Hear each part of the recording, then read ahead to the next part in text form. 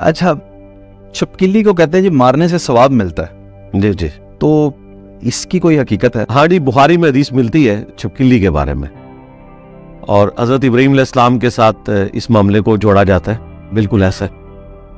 तो वो एक हदीस भी इसका है। ये मतलब नहीं कि आपने दुनिया में छिपकलियां ढूंढ ढूंढ के मारते हैं। लोग करते हैं ना, लोग एयर गन लेके, मैंने देखा है लोगों खड़े हो जाते हैं, वो जितनी बेचारी गर्मियों में आती हैं पतंगे खाने, उनको छरे मार मार के। तो अच्छा अच्छा अच्छा। तो आपके पास एक हदीस भी है बहुत खतरनाक कि खल्क अल्लाह का कुंबा है, तो मखलूकात को आप किस तरह डैमेज कर सकते हैं?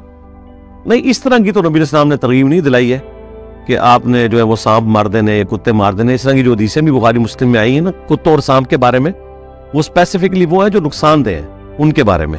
2-4 और मिथ्स हैं जो मेरे पास हैं। उनमें से एक है कि सुअर का नाम लेने से 40 दिन तक जुबान। ये तो झूठ है, कोई ऐसी बात नहीं।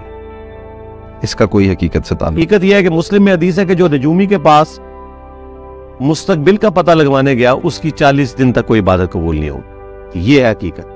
मेरा ख्याल है इसे छुपाने के लिए और अपने धंधे चलाने के लिए इन्होंने वो वाली बात करते। ये भी एक मिथ है जी कि दिन तय हो जाए लड़के या लड़की के, तो फिर उन्हें सफर नहीं करना चाहिए, हादसे का शिकार हो जाते हैं। अच्छा, वाह, ये पहली दफा सुनी आपने? मैंने ये नहीं सुना। मैंने ये कहा कि जो हम सुन चुके हैं ना, वो तो ये है कि जिसकी शादी करीब होती है उसे सफर से रोका जाता है कि यार कहीं इसके साथ कोई ऐसा मामला ना हो जाए और शादी डिले हो जाए। लेकिन ये वाला जो उसका पोर्शन था, ये मुझे नहीं था पता। तो ये तो ऐसे अकीदे तो बिल्कुल गुमराह कौन है जी, अल्लाह माफ करे। बीवी अगर हम बिस्तरी से मना करें तो सारी रात फरिश्ते उस पर लानत भेजते हैं। हाँ जी, ये तो हदीस है ना बुखारी के में। हाँ, लेकिन ये एक पहलू है ना जी, बाकी जो 7 चीजें जुड़ी हुई है ना, वो भी तो देखने वाली है ना जी। वो मैं चाह रहा था। हाँ जी, वो उसके साथ देखें चीजें जो जुड़ी हुई है ना, वो ये है कि ये तो अल्लाह ताला ने बीवियों को एक तरगीब दिलाई है अपने खामदों के पॉइंट ऑफ व्यू से कि उन्होंने अकोमोडेट करना है।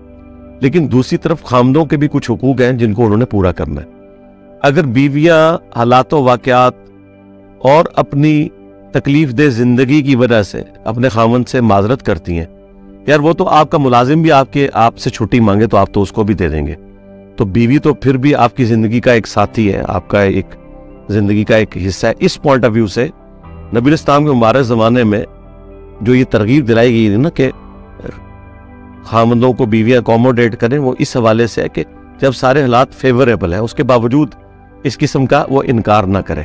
लेकिन अगर औरत बेचारी पूरे दिन की थकी हुई है और एक मर्द को उसका एहसास नहीं है, तो ये तो मेरा ख्याल है वो मर्द क्या हुआ, वो किस किस्म का खामंद है कि जिसे अपनी बीवी का एहसास नहीं है, तो वो उसे खुद लाना से बचाए ना और कहे कि ठीक है मैं अपने हक से दस्तबरदार होता हूँ, तो करे ना। कई एक मामलात में करना पड़ता है इंसान। और दूसरी तरफ देखें कितना तल्ख पहलू है कि एक बीवी बीमार मर्द के साथ पूरी जिंदगी गुजार देती है, लेकिन बीवी बीमार हो जाए तो मर्द दूसरी शादी करने के चक्कर में पड़ जाता है फौरन। आप ये लेवल देख लें।